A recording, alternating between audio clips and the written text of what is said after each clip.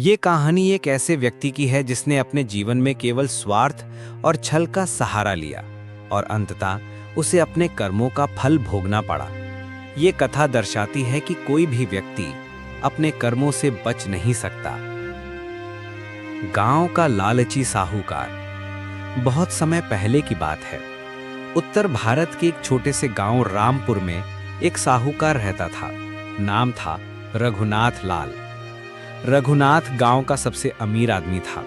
उसके पास कई भीगे खेत, दसियों बैल, एक बड़ा हवेली नुमा घर और पूरे गांव में व्यापार का नियंत्रण था। लेकिन उसकी सबसे बड़ी पहचान थी उसका लालच और निर्दयता।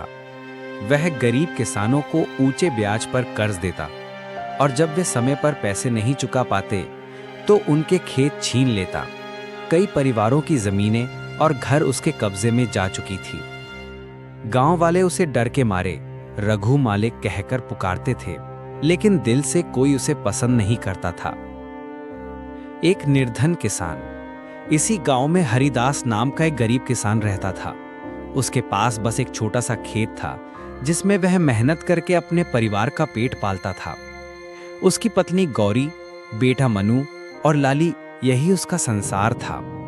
हरिदास ईमानदार और मेहनती था, लेकिन प्रकृति की मार और साहूकार के चंगुल ने उसकी कमर तोड़ रखी थी। एक साल गांव में भारी सूखा पड़ा। फसलें बर्बाद हो गईं। मजबूरी में हरिदास को रघुनाथ से 500 रुपए का कर्ज लेना पड़ा। रघुनाथ ने बिना किसी दया के 10% मासिक ब्याज पर पैसा दिया। हरिदास ने वादा किया कि अगली फसल में पैसे लौटा देगा। वसूली और अन्याय, पर दुर्भाग्य ने साथ न दिया। अगली फसल में भी बीमारी फैल गई और बहुत कम पैदावार हुई। हरिदास रघुनाथ को पूरा पैसा नहीं लौटा सका। रघुनाथ ने क्रोधित होकर उसका खेत अपने नाम करवा लिया। गांव में कोई कुछ नहीं कर पाया। हर कोई जानता था कि रघुनाथ से टकराना मतलब विनाश को बुलाना है। हरिदास का परिवार सड़क पर आ गया। उन्हें गांव के बाहर एक झोपड़ी में रहना पड़ा। फिर भी हरिदास ने हार नहीं मानी। उसने दूसरों के खेतों में मजदूरी करना शुरू कर दिया। समय का पहिया। समय बीतता गया। मनु बड़ा हुआ। वह बचपन से ही अपने पिता की मेहनत और साहूकार के अत्याचारों को देखता आया था। वह पढ़ने लिखने में भी तेज था। गांव के स्कूल में पढ़ते पढ़ते उसने शहर के कॉलेज में दाखिला ले लिया। हरिदास और गौरी ने अपनी छोटी छोटी कमाई से मनु की पढ़ाई का खर्च उठाया। मनु ने भी अपने पिता की उम्मीदों को टूटने नहीं दिया। उसने इंजीनियरिंग की पढ़ाई पूरी की और एक नामी कंपनी में नौकरी मिल गई। कुछ वर्षों में मनु की पोस्टिंग विदेश में हो गई। उसके जीवन में तरक्की आने लगी। अब वह अपने परिवार की मदद भी कर सकता था।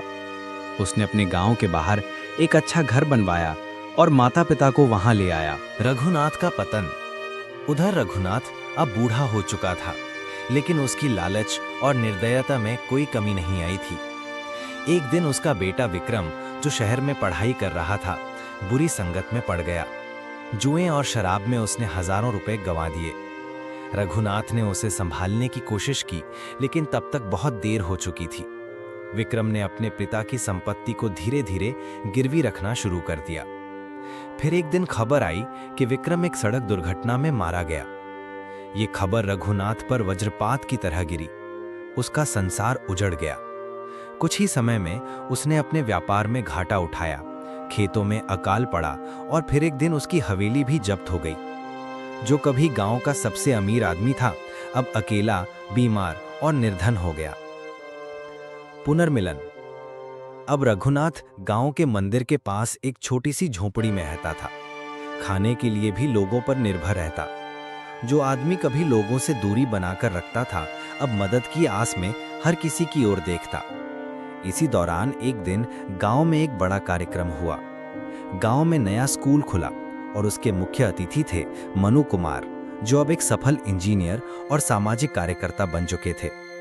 मनु में उस स्कूल को गरीब बच्चों की शिक्षा के लिए खोला था। उसका मकसद था कि किसी हरिदास को फिर कभी खेत ना गंवाना पड़े और किसी मनु को अवसर की कमी ना झेलनी पड़े। कार्यक्रम खत्म होने के बाद मनु ने गांव के हर गरीब परिवार से मुलाकात की।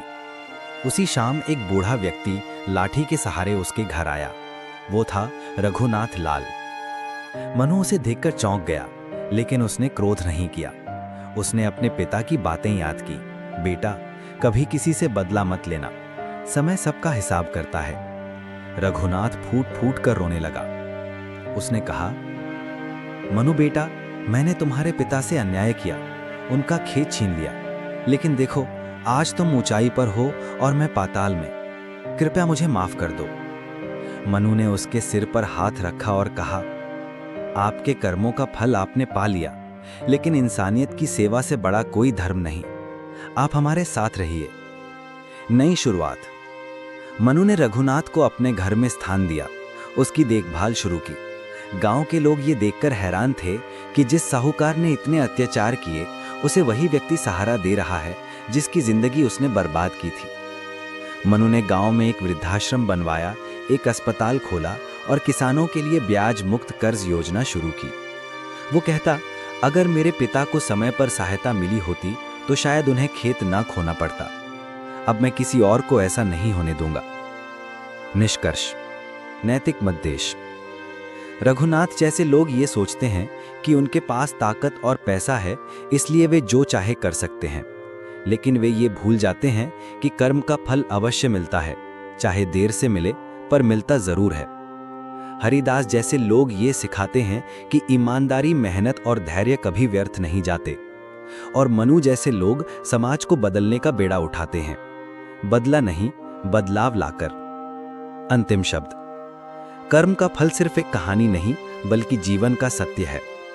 अच्छे कर्मों से जीवन में खुशियां आती हैं और बुरे कर्मों का परिणाम अंततः दुखद होता है। जैसा बीज बाओगे वैसा ही फल पाओगे।